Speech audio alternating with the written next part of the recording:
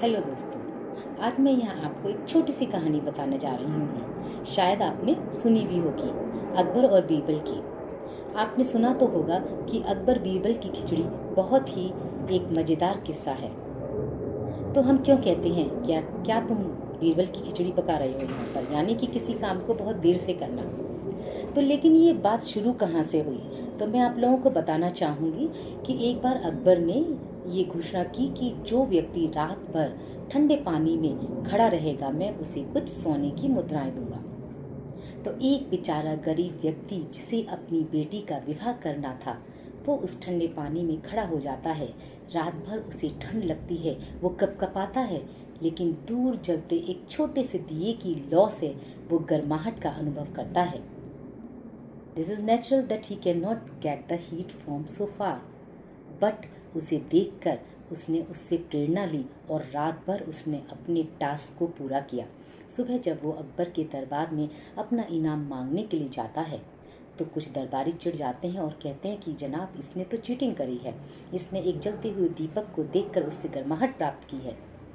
बीरबल को ये बात हजम नहीं हुई। उसने सोचा, जहाँ पनाह के आगे मैं कुछ कह नहीं सकता, लेकिन मुझे जहाँ पनाह को इस बात का, इस सत्य का सामना तो करवाना ही पड़ेगा।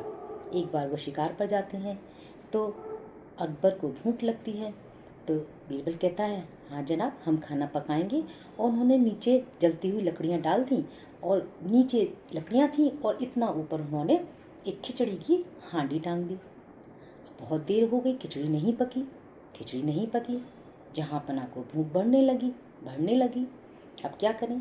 तो उन्होंने कहा कि बीरबल, तुम कैसी बातें करते हो, आग तो इतना नीचे है, ये ऊपर तक गर्मी उसकी कैसे जाएगी, कैसे वो खिचड़ी पकेगी? तो उन्होंने कहा, ठीक इसी तरह से जब आप कहते हैं कि इतनी दूर की आग से खिचड़ी नहीं पक सकती, तो जनाब वो गरीब व्यक्ति इतनी दूर जलते हुए दीपक की छोटी लौ से कैसे गर्मी प्राप्त कर सकता है?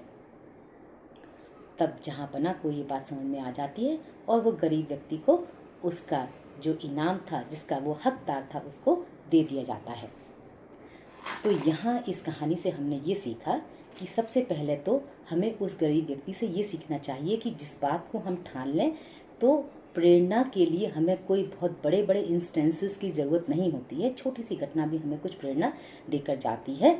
और यदि हम अपनी बात किसी को समझाना चाहते हैं तो हम किस तरह से समझाएं, ये हमें आना चाहिए।